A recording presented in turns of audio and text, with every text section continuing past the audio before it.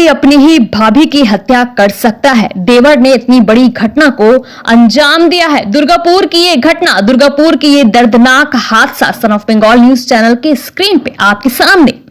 घर के अंदर से एक महिला की कराहने की आवाज आ रही थी। आवाज सुनकर महिला की मां दौड़कर देखने पहुंची। लड़की का देवर लड़की पर हंसुआ से वार कर रहा था। लड़की की मां चिल्लाती हुई दौड़ी तो उसके सर पर वार किया। इसके बाद जब स्थानीय लोग मौके पर पहुंचे तो युवक भाग गया। न्यू टाउनशिप थाना क्षेत्र के कालीगंज इलाके में हुई इस घटना को लेकर काफी सनसनी फैल गई। मृत गृहिणी का नाम बिंदु रुईदास वर्ष 32 है। घायल महिला मृतिका गृहिणी की मां है। गिरफ्तार आरोपी का नाम विष्णु रुईदास है, जो मृतिका का देवर है। मालूम हो कि शनिवार की सुबह विष्णु की उसकी भाभी से बहस हुई। उसके बाद विष्णु ने एक तेज हंसुआ से भाभी पर हमला कर दिया और उसके शरीर पर कई जगहों पर वार किया।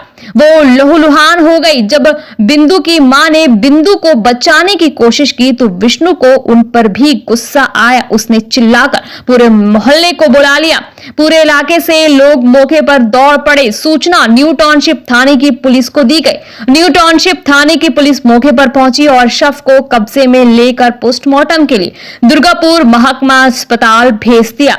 मृतिका की मां निरुपमा रुईदास को दुर्गापुर महकमा अस्पताल भेजा गया। खबर सुनते ही दक्षिण खंड स्थित मृत गृहिणी अंडाल के पिता के घर से लोग मौके पर पहुंच गए। विष्णु रुईदास के घर में तोड़फोड़ का भी आरोप है। पुलिस ने उन्हें रोकने की कोशिश की तो पुलिस से नोकझोंक हो गई। बाद में न्यू टाउनशिप थाने की बड़ी संख्या में पुलिस बल मौके पर पहुंची और स्थिति को नियंत्रित किया। दुर्गापुर एसीपी सुबीर रॉय का इस पूरे मामले पर क्या कहना है, आइए जानेंगे विस्तार के साथ।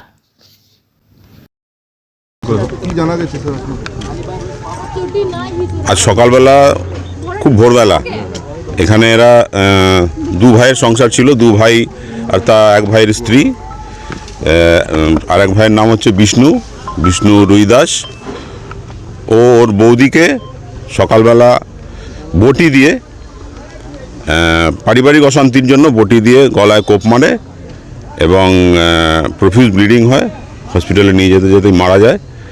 আমরা খবর পেয়ে খুব দ্রুত বিধাননগর থানা থেকে বিধাননগর ফাঁড়ি থেকে অফিসার এসেছিল এবং যে আসামি আছে বিষ্ণু রুইদাস, ওকে খুব তাড়াতাড়ি আমরা অ্যারেস্ট করেছি। বাকি আমরা প্রাথমিক অবস্থায় আছে কি কারণে কি মোটিভ সেটা আমরা তদন্ত করে দেখছি। রুইদাসের মাও এখানে ছিল, সে বাধা দিতে গিয়ে ইনজিওর্ড হয়েছে, সামান্য লেগেছে তার, সেটাও আমরা দেখছি। তার চিকিৎসার জন্য তাকে পাঠানো হয়েছে।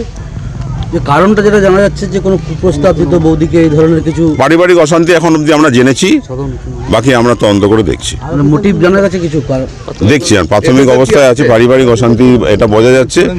মূলত কি কারণ সেটা ফরেনসিককে আমরা ডাকবো। ফরেনসিককে আমরা ডাকবো।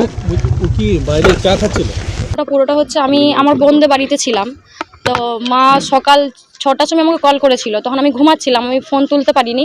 তো আমি যখন মাকে কল ব্যাক করি তখন মা বলছে যে তুই কোথায় আছিস, জলদি আয়। তখন আমি বললাম আমি তো বোনদের বাড়িতে আছি। বলছে তুই জলদি আয়, তোর কাকিকে এরকম মার্ডার টার্ডার করে দিয়েছে। তো আমি বললাম যে কী করে হয়েছে, কে করেছে এসব বলছি। তখন মা বলছে অত সব ফোনে বলতে পারবো না, তুই জলদি আয় এরকম বলছে। আমি ঘর ঢুকতে পারছি না ভয়ে। তখন আমি ওই এখনও বাসিমুখেই আছি ওখান থেকে। তখন আমি বেরিয়ে এলাম। তো আসার পর মা এখানে কিছু অনেক ভিড়টি রয়েছে। এরপর আমি মাকে বললাম যে কী করে হয়েছে মা। তখন এখানে এসে জানতে পারছি যে বিষ্ণু কাকা নাকি কাকিকে এরকম খুন করে দিয়েছে। বিষ্ণু ও কোনো কাজ করতো না।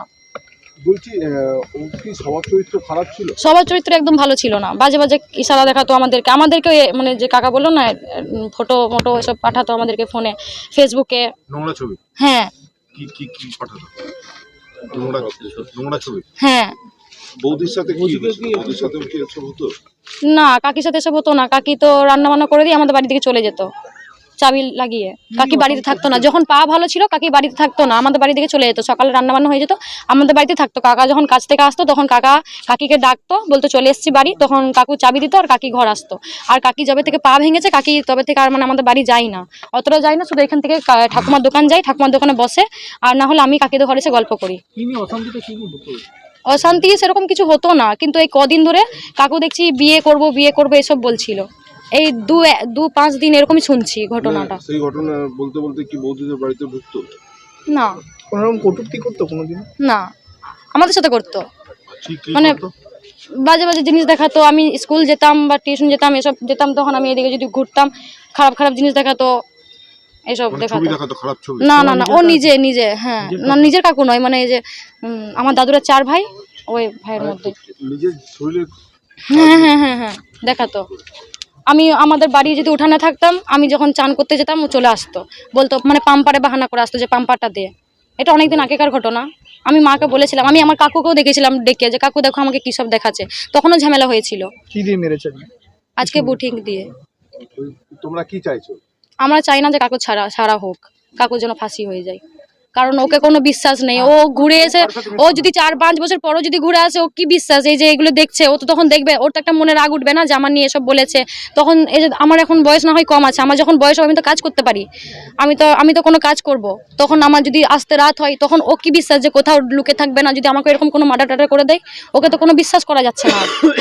আমরা চাই না ওর যেন ছাড়া হোক। তোমার নাম কি? নাম? আমার নাম টিয়ারি দাস, কি হন? আমি ওর ভাইজি হই। सन ऑफ बंगाल के माध्यम से हर खबर आप तक सबसे पहले पहुंचाई जाती है। सन ऑफ बंगाल जहां यूट्यूब, फेसबुक और वेबसाइट हर जगह पे है। हमारे यूट्यूब पे आप देखिए सन ऑफ बंगाल की खबरें। इसके अलावा सब्सक्राइब कीजिए, फेसबुक पे जाइए, फेसबुक पेज को फॉलो कीजिए। इसके अलावा हमारे वेबसाइट पर भी जाकर आप देख सकते हैं हर तरह की खबरें सबसे पहले। जी हाँ, हमारा वेबसाइट है www.sonofbengal.in। धन्यवाद।